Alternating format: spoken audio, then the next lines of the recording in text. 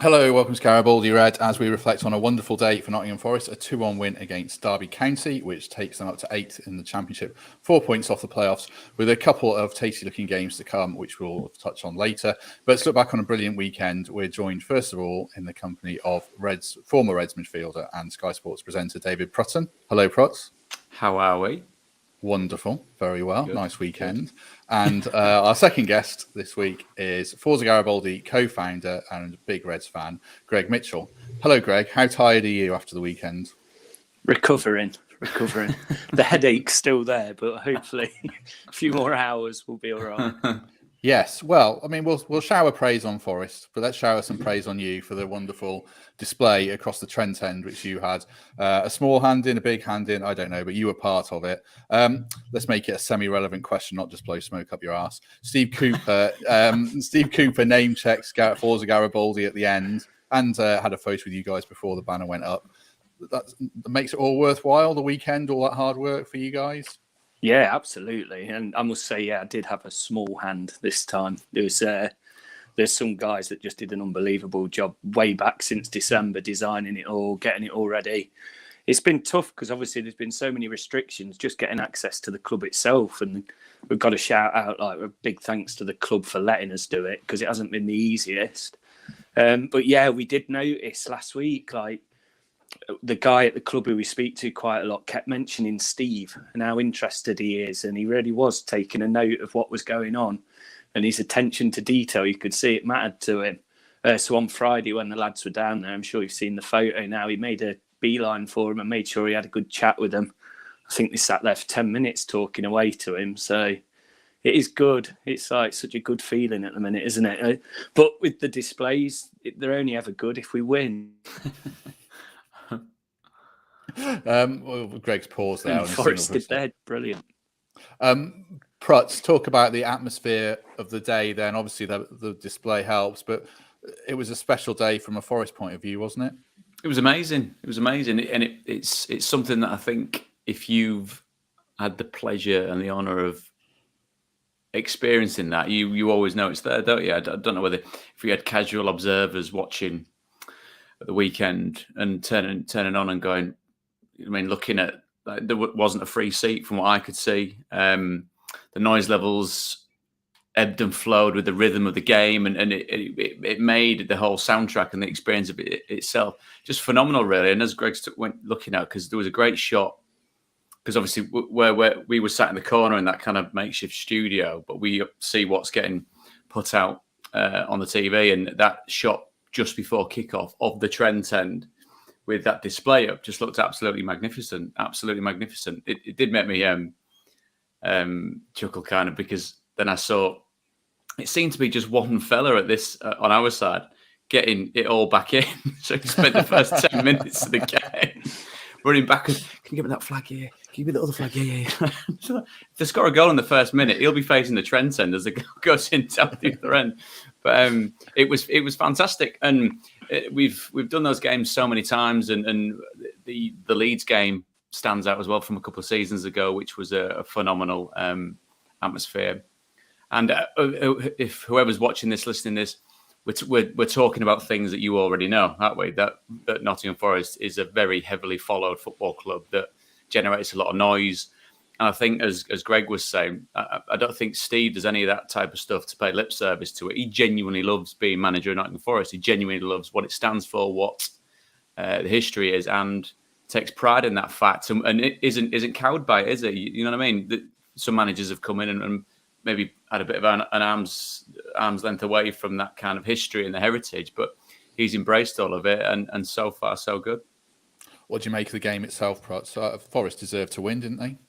They did. I thought we'll come on to the details very shortly, but I think over the course of the piece, yes, I think they did deserve to win. I was surprised really about how Derby went about it. There was a huge opportunity for them falling to the feet of a player that for them you'd want him to be in that position. Tom Lawrence didn't come off, of course, but then there was a formational change from Steve halfway through the first half, which seemed to not wrestle the initiative back, but it just seemed to, they both kind of cancelled each other out. You get to half time, second half's a different matter entirely. But I think over the course of it, they did deserve to win because of how they managed expectation, the noise levels of the crowd, the form that Derby had come into it, all the emotional side of what's going on at Derby County, which I've seen some great quotes from Forest fans, ardent Forest fans across the board. And I think the general consensus is we absolutely hate Derby County, but we want to be able to hate them twice a season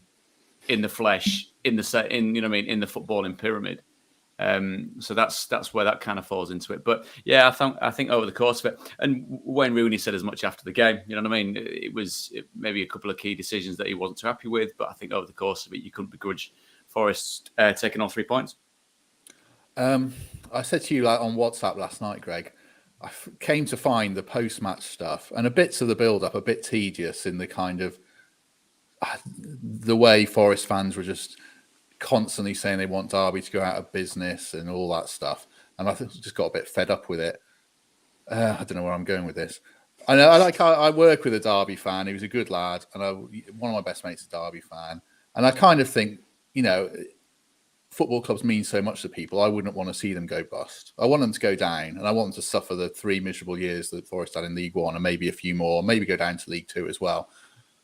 I'm putting you on the spot here. Where do you stand on that? That's part and parcel. Sorry to put him up, but that's part and parcel of what the rivalry is. The rivalry isn't about seeing one turn to dust and never seeing it again. And as we've spoken many a time on here with Greg, and I'm not just you started off by blowing smoke up his arse. I'll do a bit more now. I mean, he always gives a very balanced perspective, and I'm not saying that's there's only one way to go about being a fan, but I can't, as much as, like I said, Greg, and then you can answer for yourself now. You're an ardent Forest fan. There's absolutely no way you'd want to see, you know what I mean, Derby County gone bust across Pride Park and that's them done and dusted at all, would you? No. Nearly killed me there. I think Greg's a really nice lad. There's two things, really. It's like the boxing, like Lee Wood's coming up to a big fight. They trash each other. Now it's over and we got the result that we all thought we were going to get. You walk away thinking that was like game of the season for us, and game in many years. It was my nephew's first game. He's 5, or first Derby game. Oh, it was amazing. Got hit by a blow-up sheep in the face. He saw a fight on the pitch right near. He was buzzing. Yesterday, FaceTiming was talking about it, and I thought, yeah, we have had so many of these derbies over the past 10 years, and they had got a bit tedious, and it might do us good for us to get in the Prem for a few years, them to struggle down the bottom. But yeah, we can't let them go bust. And the main thing is, and no Forest fan anywhere can argue with this, if they go bust, don't we lose the points we've got against them? So that could be a massive 4 points. Shoot, and there's not many other teams. Not many other teams in the top 6 have got good points off them this season. So yeah, I hope they survive. I hope they struggle. I hope they have more point deductions. And that's it really. But we don't want to lose it forever. We can't do, because nobody wants Leicester as a rivals, because they're just a bit annoying, aren't they? Yeah, I do think that's where I'm at personally. I mean, it's kind of like enjoy the success of your football club, because Forest haven't had it for ages, and enjoy the struggles of Derby. But I don't revel in it particularly. But that's just where I'm at personally. Let's talk about the game in a bit more detail. You mentioned the start there. How much credit do we have to give Cooper then, Prutz, for that change after 20 minutes? In your career, not too many managers would have made such a big change, would they? It is testament to him, because I mean, it wasn't backs to the wall by any stretch of the imagination, but it was a dominant opening portion of the game from Derby. And as I said, the best chance of the first half was the one that fell to Tom Lawrence, and it needed that the tweak to be able to wrestle back. And again, it's not the initiative, but kind of stem the tide, which is exactly what he did. And I think the mobility and the it just goes to show how well coached he is as well. When you move Ryan around, and obviously he's slotted back into a position that he's familiar with, and really shored up that central part of the pitch. It goes to show that it's not only the manager that can think on his feet, but if he's not worked on that in training, if he's just chucking out a formation to players that kind of run and go, oh, hang on, so what are we doing now? Then it doesn't work. But he's got confidence in the way that he's got his players and the way that he's educating them and that's not to say they've not been trained properly before, but in the ways that Steve wants the team to play, in the different ways they can adapt. That's exactly how it showed it. And I tell you the other thing as well, it shows a bit of humility to think that we have to change it now. A stubborn manager might have left it till half time and then changed it at half time, but one such as Steve has seen the problem in real time, solved it in real time, given himself a bit of breathing space going into the 15 minutes at half time, which there was a transformation of sorts, I thought, from Forest when they came out in the second period. How good were Yates and Garner and Colback as well, Prutz, after that change? Greg or Prutz? I don't know. I feel like Greg, Greg you go on, mate. You go. I'll take Greg's lead on this. I did notice the crowd had gone flat. 15 minutes in, Derby had the big chance. There was that nervous, weird rumble going around the ground. Moving Yates up, freed up Garner into like a natural number 10 position. It just completely changed the half.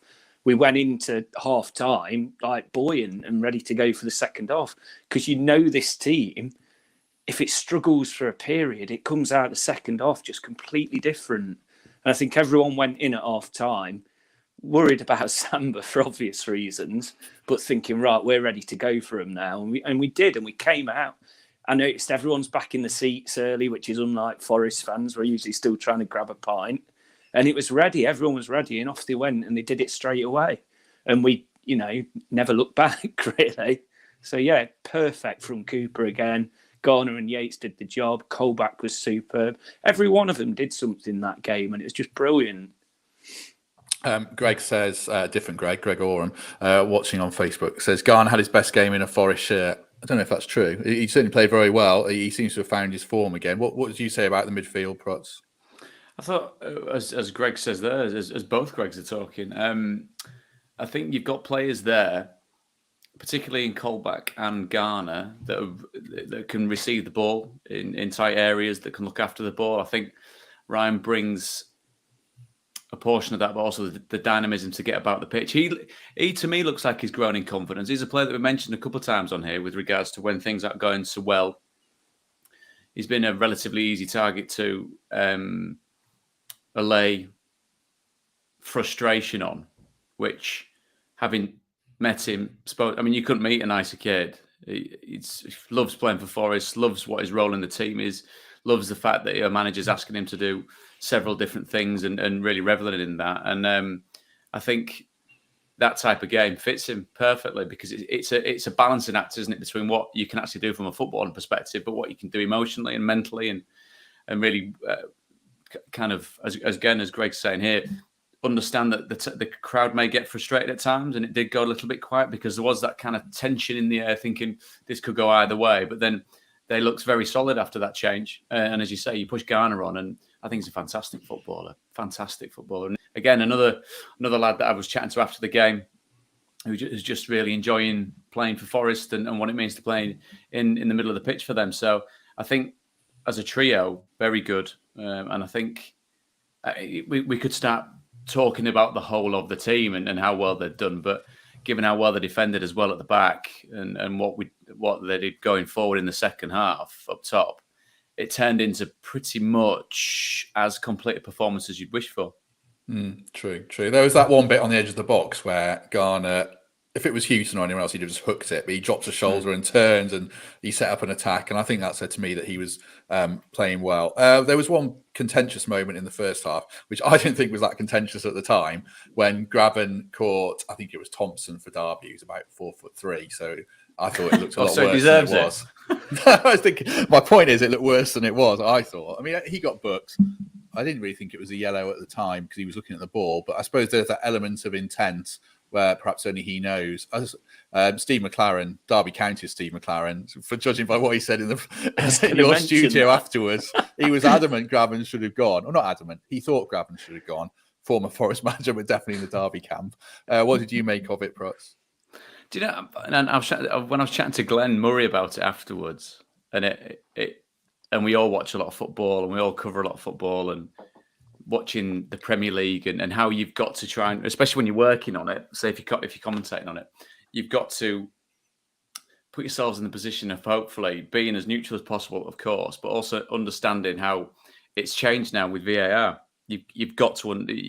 It's in your. It's sadly it's in your head because it's just the way it is. And the good thing is, if you're a Forest fan, as much as you're happy it's not here, obviously the best permutation of this season is you end up sat there next season going, bloody VAR is killing us. You know what I mean? It's because you'll be in the Premier League. That's exactly what you want it to be. But if you look at, so I saw that challenge, and it was one of those that happens, and we all kind of went, oof.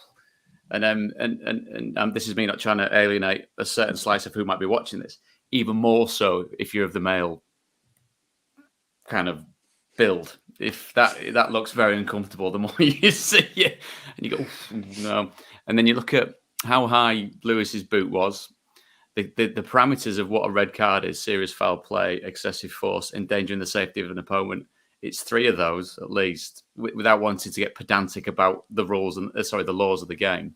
And it's one of those that, again, it's a bit of a moot point because you're discussing something that doesn't exist in the Championship, VAR. If that's looked at again, it looks horrendous. Like anything, you slow it down, it looks...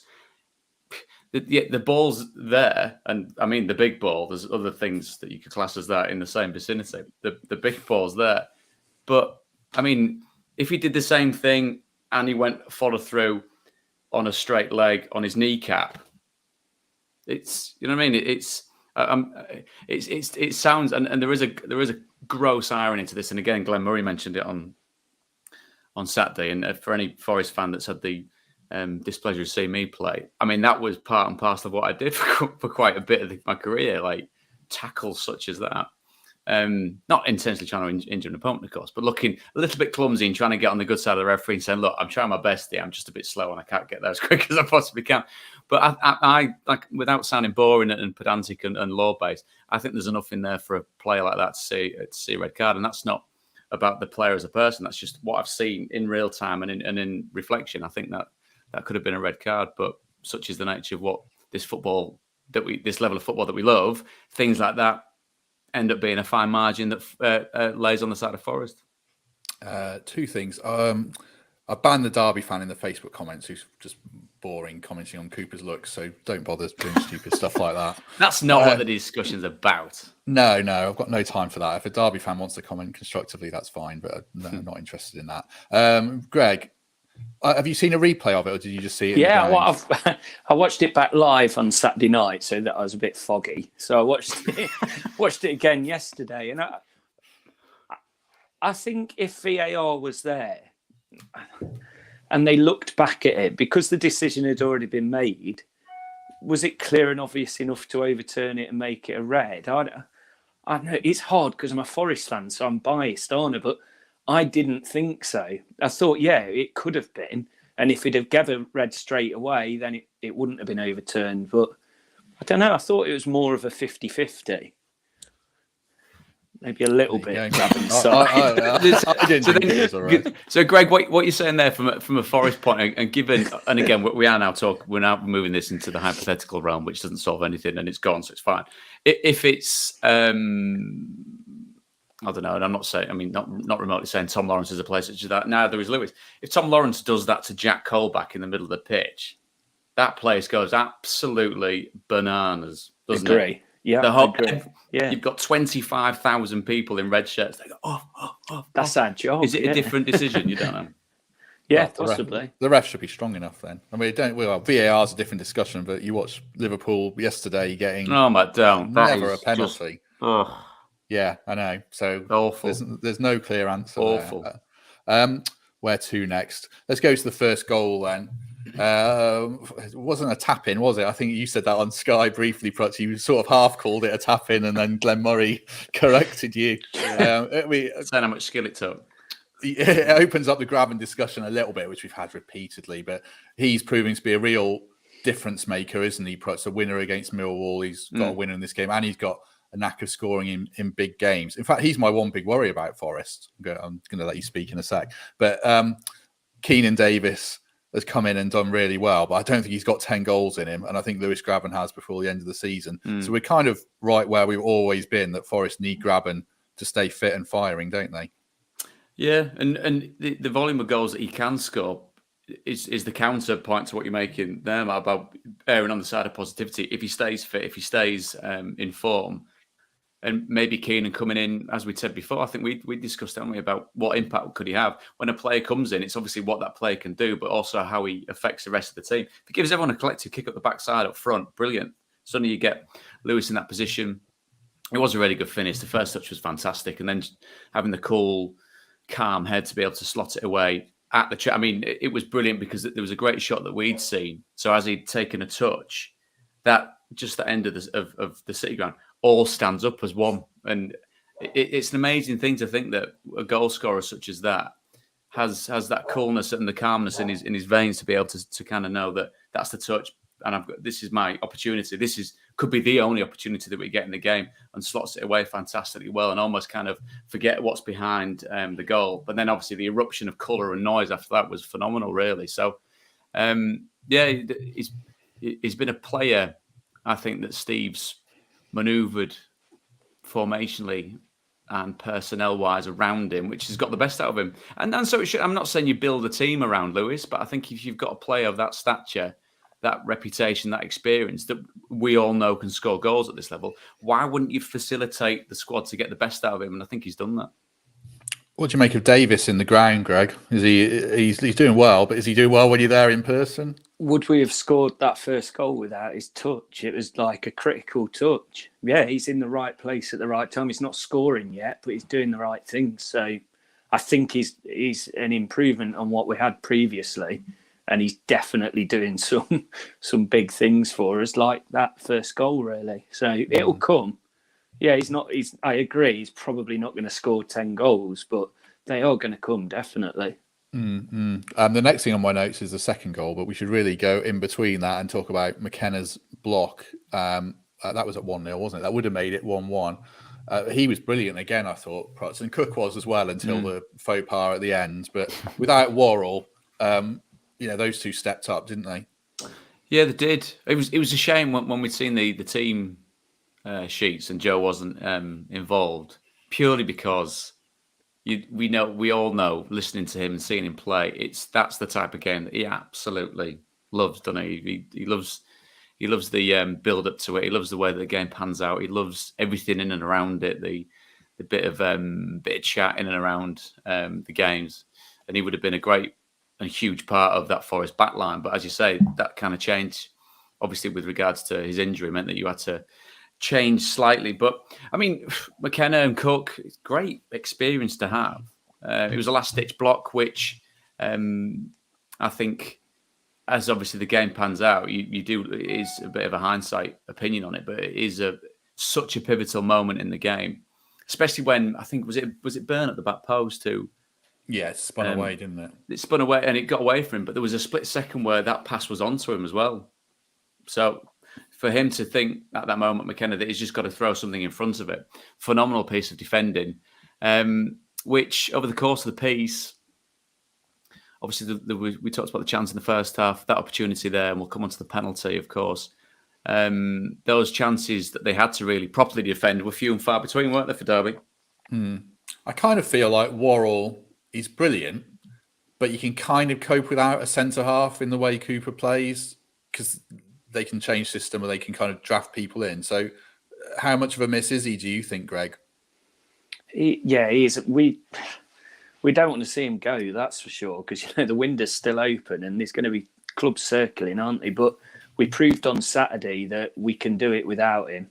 Yates is so, he can go anywhere, and if it doesn't work, we just have two central defenders. The issue would be is Worrell goes and then McKenna or Cook gets injured for a long period, then we're struggling. So, Worrell's one of our best players. He puts in some of the biggest performances, so he's always going to be missed when he's not in that team. But we can cope, as proven on Saturday, when he's not in it. Yeah, I kind of hope this injury has a backhanded boost in that it puts Takes him clubs out off the now. spotlight. Yeah. If he's out for 5 more weeks, then that's the back end of February, and then you've only got 2 months left of the season. It's a rib injury, isn't it, that he's got? Yeah. 3 cracked ribs or something? Yeah. So, yeah. Hopefully he doesn't go now because of that. But which kind of leads us on, unfortunately, into one player who might go, and we certainly hope doesn't, in Brennan Johnson. is he got to the stage now, Pruts, where you just have to turn any offer down because he's that match winner that you have to think no one's priceless, but if you're going to get promoted, you do very well to get promoted without Brennan Johnson in the team, wouldn't you now? Yeah, but I just think the majority of the teams possibly come away from ones that have bobbed in and around the Premier League for the last 2 or 3 seasons. If someone comes in and offers £18 million, £20 million for Brennan, that's a lot of money. That is a hell of a lot of money. And whether Forest are in the position, given where the fact that they've been in the Championship for such a long time, given a business that's had to work through towards the end, hopefully, of a pandemic, it's a lot of money to turn down, especially if it's structured. It depends how it's structured as well. And this is me plucking figures out of the air, only from what I've read, with the same types of stuff that you two chaps have read as well, probably. If a club comes in and says, "We'll give you £18 million now," that's a phenomenal amount of money, isn't it? Not even if it's structured like 9 now, 9 at the end of the season, 9 the following. However, that's way more than £18 million. That's amazing if they start giving him £30 million for a £19 million player. But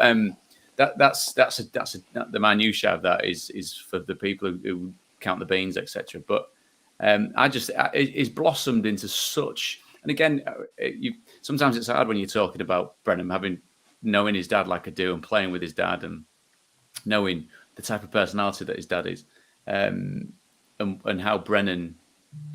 He seems like a really good kid. He looks like he works very, very hard because he does work very, very hard. There was one moment in the second half where, so it was it Max Lowe? No. Who am I talking about? Was playing fullback for Eberselli.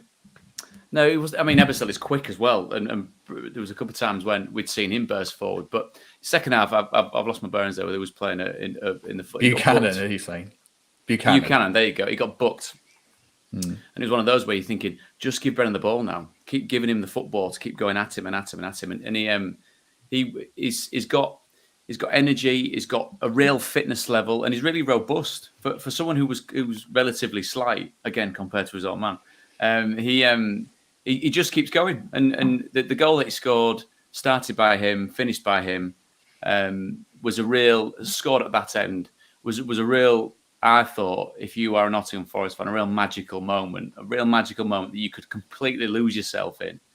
And then you kind of come out of it afterwards and you get talking possibly down the boozer with your mates and you think, that's fantastic, wasn't it? And then you're looking at the date going, a few days left of January, though, aren't they? Couldn't he have done that in like February or something like then? So it's to talk about him now as a Nottingham Forest player, if you're a fan, I presume is just the most wonderful thing, with the caveat that you hope that by the end of the season he's still there and he's managed to fire Forest to where they want to be. And then after that, the future's a little bit more up in the air. But Greg, I mean, just you must be able to wax lyrical about that because it was just a phenomenal moment, wasn't it? After like the 20th time of him slapping the badge, I thought he's definitely staying. It was when like he lost all emotion. When he ran towards where the skybox was and his face just changed.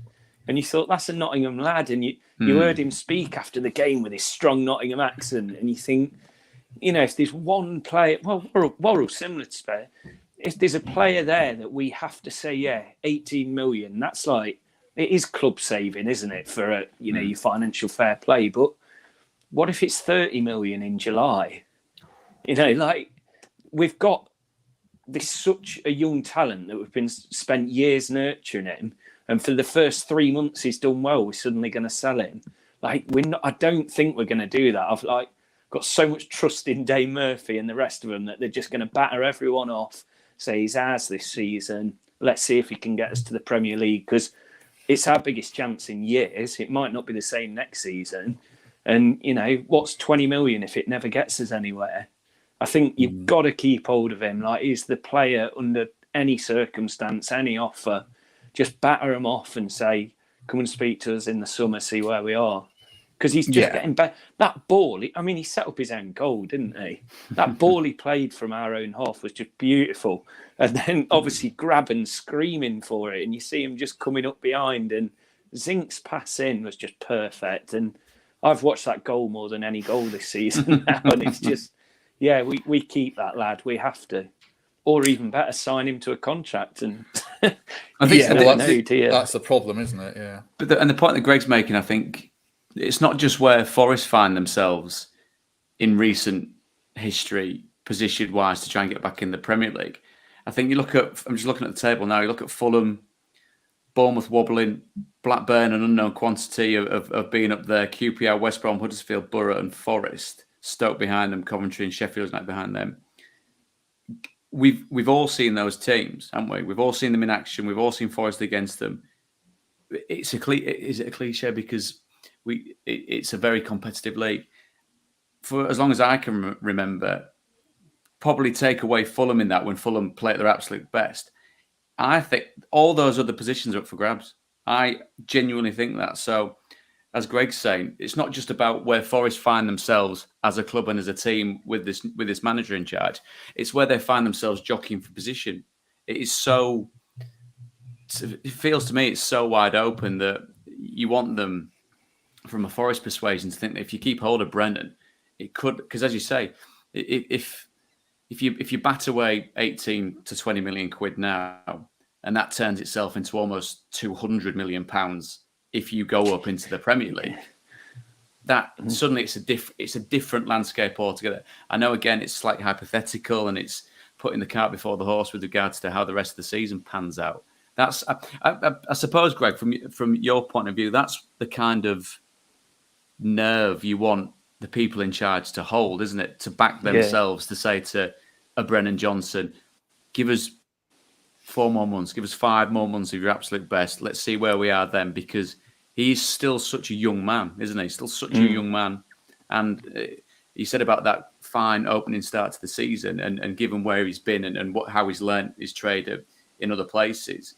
But it reflects the immediacy of football. You only need 1 good month, 2 good months, and suddenly a player goes from being 5 million to whatever it is, and people are queuing up. I suppose that's where they're coming from, isn't it, Greg? They've got to hold the nerve. Yeah, and as much as Brentford annoy me, they were the first ones on the radar. You know, they're the ones doing more checks than any other club, aren't they? And where they're the ones floating about your player, you think, they're only wanting to buy him because of his potential further on. You know, and it's there. And I do believe now more than ever, like our backroom footballing side, you know, like the CEO, and they've made some good signings already. We haven't sold Johnson, and all the noises coming out, you know, it's going to take something astronomical. We're certainly not putting any of our players in the shop window. So I genuinely think, and God, I hope I'm right, that I think he'll be with us in February. I really do. Hopefully so. They've added Andy Scott as head of scouting as well this week, who was Brentford's old head of recruitment, and he worked with Cooper at Swansea, and he was the one, as far as I've read, was behind the signings of Ollie Watkins and Neil Maupay at Brentford. So that's more encouragement, certainly for Forest, to make you feel like they're going in the right direction, for sure. Let's move on to Derby's goal, I guess. Is anyone going to tell me it wasn't a penalty? No, good, because it was a penalty. Was Samba lucky to stay on, do you think? A lot of Derby fans are saying, you know, Grabban should have gone. I thought if anyone was lucky to stay on, it was probably Samba. He walked right up to the line of, we'll say shithousery. He walked right up to the line of shithousery and probably crossed it a couple of times. What do you think, Prutz? Glenn Murray said he let himself down. I thought that was maybe a bit harsh. What was your take on it? It just seems, and again, there's another bit we'll come on to after this with Ravel Morrison getting sent off 45 yards from his goal, and the next minute, Breeze is in his face. Like, and it is that word that you've just used, and there is no other way of describing that. And we all know what it means. He just seems to get himself concerned with stuff that's got absolutely nothing to do with him. That one happens after a goal goes in, where penalty scored, rest blown the whistle. You know what I mean? The game stopped anyway. So regardless of whether Breeze holds on to the ball for 5 minutes, that's going to get added on at some stage in the game. It's not going to stop the game. I mean, it's not going to, right, he had it for 5 minutes, let's blow the whistle. It's such it's such a silly thing to get involved in. And there was a couple of bits because, again, and again, apologies for sounding soft and hypothetical and pedantically law-based. The minute his arms start coming up, football, yes, it's a contact sport. No one ever starts having a dust-up. If the referee turned around and said, go on then, everyone goes, whoa, well, I'm not going to hit anybody because that's soft footballers. We're not going to start it's not rugby union. We're not going to start our rugby league. We're not start knocking 7 bells out of each other. But the referee kind of was in a great vicinity. And to be fair, I thought he dealt with that pretty well because he could have overreacted. He could have been very dramatic about it, the ref, and gone, right, red card for you for getting your arms up and red card for you for reacting and all that. But just kind of stood there and watched it all kind of unfold. And then, can we all calm down? Like, you're not making my job any easier. Yellow card for you, that's ridiculous. Yellow card for you, which I actually thought, without trying to, again, trying to sound neutral, I thought Tom Lawrence getting a yellow card for getting shoved into the net was a bit harsh. But yeah, it just, on a different day, that might have led to galvanising Derby into getting a last-minute equaliser. Whether that would have been strictly the fault of the goalkeeper for acting a certain way is a bit of a jump. But I just think, and again, as we go on to other bits, he just gets himself involved in things that don't really concern him. But then goalkeepers are goalkeepers, aren't they? What do you make of it, Greg? It's funny, but it's funny until he gets a red card. What do you think? This time it worked perfectly. So what I will say is, against Bristol City, we score the penalty, get the ball straight away. By the time they've even organised themselves, we've kicked off, we've got it down the other end and they've scored. And I think Samba's clearly worried about that straight away. They've got the goal. And I'm a mate. I really thought, oh God, he's going to go now. But he didn't. And he did break up that momentum they'd suddenly got. And they didn't kick off again until like the 89th minute. And we controlled the last 6 minutes. So you look back and you go, brilliant. He did. Somehow he got it right then. But like you say, how he didn't get a second yellow when he's walking around smiling with his hands behind his back on the halfway line. And you laugh about it. And I absolutely love it. But there is going to be a time when you go, oh God, Samba. And I just hope it's not in a playoff final. But if he hasn't got that attitude with him, I don't think he's half the player he is. And it's so hard, the balancing act, because, you know, he's my favourite goalkeeper since Mark Crossley, without a shadow of a doubt now. He's just such a brilliant character. And he was very lucky on Saturday, but he also played well.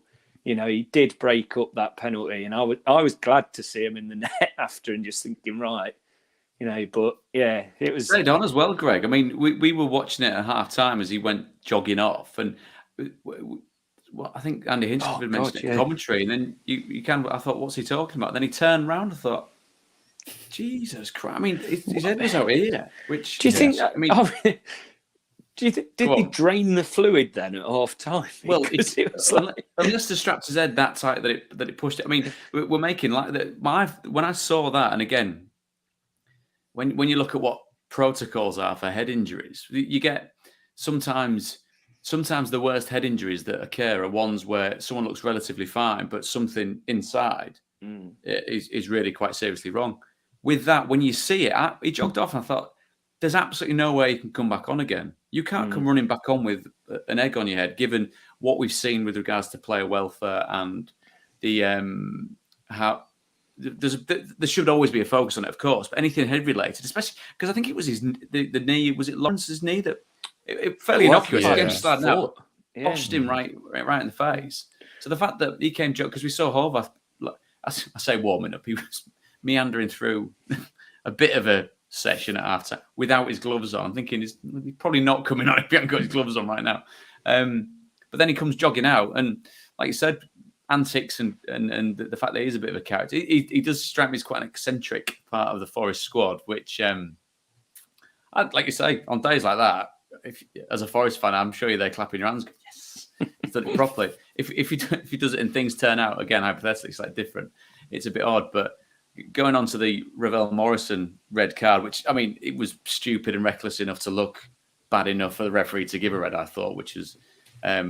again, without going into what it would look like if it was slowed down, etc. The minute you come flying past someone with your studs at about knee height, you're asking for trouble. But again, Breed's coming all the way over to do his best Liam Gallagher impression right in the face of Ravel Morrison, who he wasn't happy, was he? There was a few of them that weren't happy at all with that. But again, history tells us that it panned out in Forest's favour, so Forest fans are happy about it, and Derby will be more than miffed that was allowed to be gotten away with. Yeah, Morrison had a bit of a stinker all round, actually, to be fair. He just had a bit of a nightmare the moment he came on the pitch. What about the scenes at the end as well? I mean, Sibley had a sly kick at Colback on the ground as well. I don't know when that was, but it got a bit lively at the end. I quite enjoyed that. I don't know. You must have loved it, Greg. Colback, yeah. Do you know after he did that kick, and it was a blatant kick as well, right in his back, could have done another rib. But Colback's face, like laughing about it, but really getting into his head. I loved that. Going back to, what's his name, Ravel, coming out after the final whistle, once you've been sent off, you've got to get down that tunnel, haven't you? So got to go. If there's going to be things looked at, we know there are, but that's got to be. But yeah, I mean, things that Sibley do, that's in the last 6 minutes or whatever. Keep doing it. It's your time. Their player to get sent off in the position they were in, they threw it away themselves. They could have got something at the end of that game, and thankfully they couldn't keep their heads when we did. And then people commenting on Cafu with the Stone Cold Steve Austin breaking glass, coming out and taking out Sibley. It was quite funny at the end. Nothing happened. Yeah, what are you talking about? I love the ones that come in ostensibly to calm things down and just look like they're making things worse. Like, why? Because you've sprinted, but you make such a good point, Greg. I mean, having known what it feels like to be given a red card and told to get off the pitch, you have literally got to get off the pitch. You've got to get into the dressing room. So had he gone all the way down and come legging it back out? He had gone down the tunnel, yeah, but I had heard he was waiting at the mouth of the tunnel. So, yeah. Right. Well, then there'll be sanctions for that, because that's the last thing Derby need, isn't it? Someone saying, "Oh, by the way, for not being able to control your players, here's X amount of money as a fine," because it's just a terrible position that they find themselves in. But it's it did get. I mean, it got a little bit silly, didn't it, towards the end? But I suppose again, it's an outpouring of emotion from both sets of players and fans, and the fact that it happened down in that corner of the main stand and the Trent end just fueled the fire that I'm sure Forest fans, as you were saying, Greg, feeling slightly delicate on a Monday morning. I'm sure town was absolutely ablaze in the best possible way, with Forest fans loving every single minute of it. I've never stood in that stadium for so long after a normal game, not an end of season game, and you looked at the Trent end. We're Lower Bridgeford, right next to the away fans, and there was not a single person in the aisle waiting to get out. And the genius who put that Depeche Mode song on about 3 times in a row, and the place was bouncing. And going back to the conversation at the start, that's why in a few years' time we might get them in the cup if they make it through round 1 or something. And I want to play. I want to play them games again. Wow! Had you written that down? That's a good thing, that is. No, he's got such a lovely smiley face, but under that lovely veneer beats the heart of somebody really horrible. It had gone a bit. Do you think this fixture had gone a bit stale though for a couple of years? Obviously, no fans kills it in a sense, but it really reignited it, didn't it? I think. Can I just say as well, in the studio? Oh God, I forgot his name. Played for us, not McLaren. Glenn Murray. His tweet after the game, it was such a lovely tweet saying, like, I loved playing for this club, but never got to play in front of the fans. And seeing them today, like, really made me feel how much I'd have loved it. And it does make you think how miserable those last 2 years were. Like, imagine that game on Saturday if we'd have been sat at home watching it. And you've got to appreciate, like, what a good occasion it is when big games like that do happen at the City Ground. He'd said that, Glenn, because and he's a very honest fella, and he said even by his own admission, he would have wanted to do infinitely better at Forest, and he just said that playing games, because having spent time with lads that have just recently come out of the game or been part of playing behind closed doors, because I at the start of it and halfway through I was getting asked about it all the time, and you're kind of going, well, I don't know what it would feel like. I remember younger playing resi games at the City Ground, but you still get a decent crowd in that would be there. Well, when it used to be the old school reserve team games. But he said even in games such as that, it'd get to 70 minutes, and it he felt all the kind of energy come out. And obviously we were covering games, and it was quite obviously the only way. Well, one of the only ways you could watch it, other than kind of on the official websites of each and every football club. But he said it got to 70 minutes in a lot of games where it was almost like you could kind of look round and say, should we shake hands and declare it? No one's going to go for it. We saw that Forest Derby game where they scored right at the death, and you saw them wheeling away and celebrating, but to absolutely nobody. And it just reinforces what we've all known. And as Greg's saying, Matt, I think you see what those scenes are like, and maybe that's why subconsciously, without getting too deep and meaningful about it, and it is obviously against your bitterest rivals, that you are stood there going, I'm standing here until I really, really get told I've got to get out of the stadium now. Yeah, I'm drinking every single bit in this. And I presume even in that instance where it's a change in scene now, which stewarding of football clubs, isn't it? There's probably about a handful of people that are in and around the tunnel that were there back in 1998 when I joined as a trainee. We're all a little older, we're all a little wrinklier, but we all say hello to each other, and it's something that you share with people. But I presume even stewards are allowing fans, they kind of look around going, as much as this is my job on a Saturday afternoon, this is brilliant. Look at this, look at the noise, look at the colour. And everyone's kind of enjoying that together out there before they go, look, really, you need to sling your ruck. It's 3:00 now.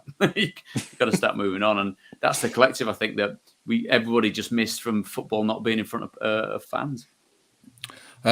Let's less than 10 minutes or so left. Move on a little bit. Prutz mentioned the Leeds game there, kind of an infamous game it's become because of what happened next. A great occasion then against Charlton, it all went to hell. Forest have got another fixture tomorrow, which has all going to hell written all over it again if they aren't careful against Barnsley.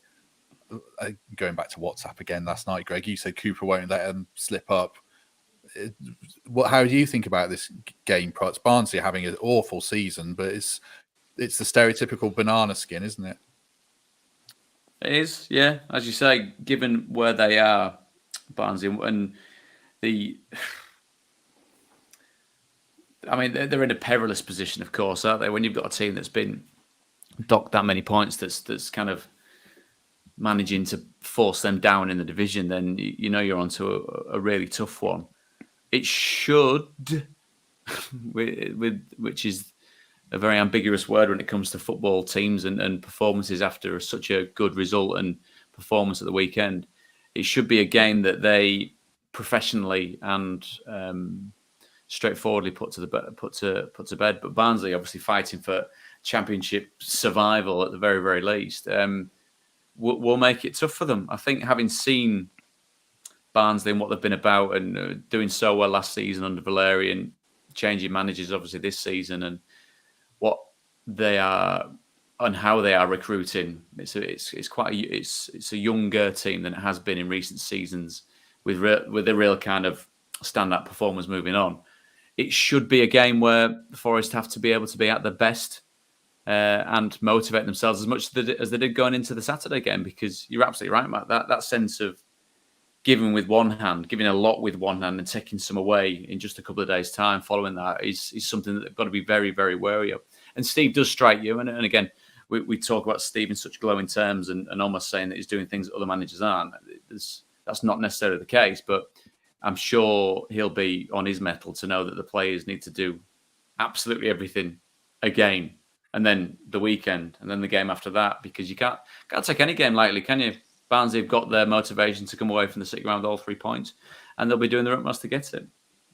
Are you making any changes, Greg, if you're Cooper? Are you resting Grabban? You'd imagine there'll be a couple of enforced changes, wouldn't you? I mean, we took a bit of a battering on Saturday. Someone said Samba's going to have too many yellow cards. I don't know whether that's the case, is it?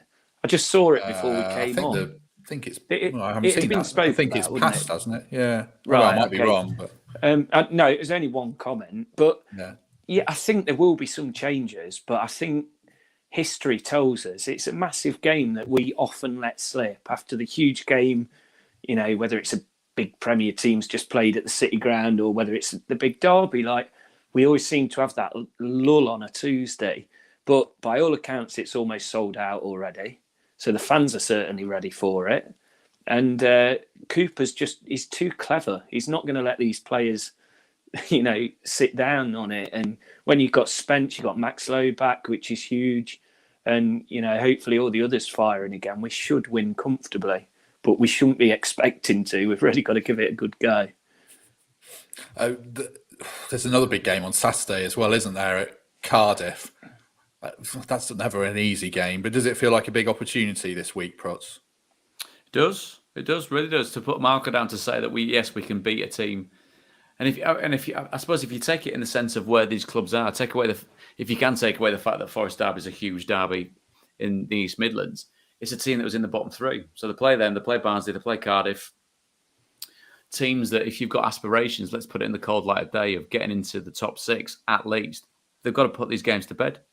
There'll be, whether there's any dynamic in the fact that you've got an ex-Swansea manager coming up against Cardiff City, a team that he enjoyed success over, that might be a little bit of that. But he seems, he's obviously professional and impartial enough to know that it's about his Forest side, regardless of where he's from geographically or what he's done in his career to date as a manager, Steve. But there is, I think you're right to describe it as a real chance, because you don't want this wonderful feeling that Greg's got and every Forest fan off the back of not just the context of that game on Saturday, but the 3 points that it gives you, almost kind of diluted, I hesitate to use the word waste, but diluted by kind of underwhelming results against these next two. They could go 3 unbeaten, but then end up with 5 points from those 3 games. If they go 3 unbeaten and they win all 3, that's pretty decent territory you're going to find yourselves in, because then again you're back in the real mix for the top 6. Greg's gone. He might come back. I don't know. He's disappeared. He's hiding. We'll give him one more minute and come back. Well, if this was a drinking game, this podcast, then you might be getting pissed every now and then because Luke says, David, why are you so anti-Forest? Don't answer that. It just makes me laugh when I see it. I'm going to add Greg back in. Correctly point to me that the game against Cardiff is on Sunday, not Saturday. Sorry, Greg's back. Greg, I'm glad you came back, because I'm going to ask my usual question. The Promotion Express is steaming on. Are you ultra optimistic, or are you getting a little bit nervous as we get towards almost the home straight now? I'm liking the fact that, West Brom are they're being dragged down, because they're always the ones that worry me. I'm optimistic at top 6, but then what are we, 9 points off top 2? Yes, that's you got. I love it. I knew he'd say something mental. There's still that chance, though. I always go back to Palace being in the bottom 3 when they got at Christmas when they got promoted. We've got to be that form team, and we win on Tuesday. We get a result on Sunday. We're definitely that form team that everyone else is looking at, and we keep going. We keep Johnson. Anything's possible. Well, I do have my pound on Forest to win the league at 325 to 1 from the start of January. Is that what it is? Is it? Did you do that at the very start of January? I think. No. I did it recently. I had a pound on promotion at 20 to 1. Don't gamble, kids. And a fiver on. You tell us your daughter giving you all the tips. Only one bookie in the Davies household. Well, yeah, I'm going to make it sound like I'm a gambling addict, but I do have a pound a week, and Man City stopped me winning 315 quid. And I told my daughter, and she got very excited. She spent the money. You have a pound a week on spread betting in China, but other than that, you're absolutely fine. I had a pound a week. No, I can't. That was going to be libelous if I said I had a pound a week and an Arsenal player to get booked. But that's. Let's go nowhere near that. No, I know. Let's stay away. I'll retract that. But my daughter did, who knows nothing about gambling and never will, told me to cash out 140 quid when Man City were drawing, and I didn't. So there you go. Anyone have anything to add apart from I'm a terrible parent? Prutz? That's. I was going to say that goes without saying. That was going to be really, really mean, wasn't it? No, I just think it's been a cracking weekend, hasn't it? And just being there once again and being able to see the ground and feel what it's like. And again, when we are talking, we're quite obviously very aware that this is very heavily Forest based, and we were chatting about it pre-kickoff and a little bit at the top of here about the situation that Derby find themselves in. But if you're looking at it purely from a Nottingham Forest point of view, which is quite right on this platform, then wonderful weekend for them, a day that will live long in the memory. And I think, again, just goes to show the reinvigoration. I saw Gary Birtles buzzing in and around pitch side, chatting to Steve before the game. I know that Steve's lent on a lot of the legends that are there to see what he was at training on Thursday. Gaz was at training on Thursday. He's like, was he joining in? Around there, he's probably trying to sell dodgy Ted Baker shirts, I think. You can see him on my. That's the only reason why I saw him. I thought, oh, it's Gary Birtles. But as we know and love him, don't we, Gaz? He's a wonderful, wonderful fella, part obviously of the greatest period in this club's history. So there was just a great feeling about the place, and it's something that is being thoroughly enjoyed over the course of the weekend and into this Monday morning, Greg. Yes, Greg, you can have the last word if you want. If you don't mind, I just want to say wishing my mate Chris Eskis well. It was his last game for a while on Saturday because he's starting his chemotherapy. And what a game to have his little break on. So we had a few beers after the game and thoroughly enjoyed it. Yeah, well, I don't know Chris, but I wish him well. Hope he comes out the other side in good form. Right, I think we'll leave it there. That was a lot of fun until the last bit there, Greg. But we wish Chris well. Well, hopefully it gives him the energy and purpose and the motivation to know that as and when he's climbed over that particular mountain, there'll be stuff like that waiting for him to come back and do exactly. Oh, he certainly will. So we wish him all the best, of course. Yes, absolutely. Thanks everyone who watched along as ever and dropped loads and loads of comments in. We'll be back. It's a deadline day next Monday, isn't it? We'll be back next Tuesday at the latest, but maybe back with one other episode this week, depending on if I can get hold of someone. Prutz, thank you very much. Pleasure to see you both, and it must be unsettling for you two because these chats have just gone like that. They're getting steadily more positive. There's times when we chat and it'd be a bit. Now it's always been that way. So fingers crossed, guys. Fingers crossed. Yes, exactly. Greg, thank you very much. Cheers. Thanks again. And we'll see everyone soon.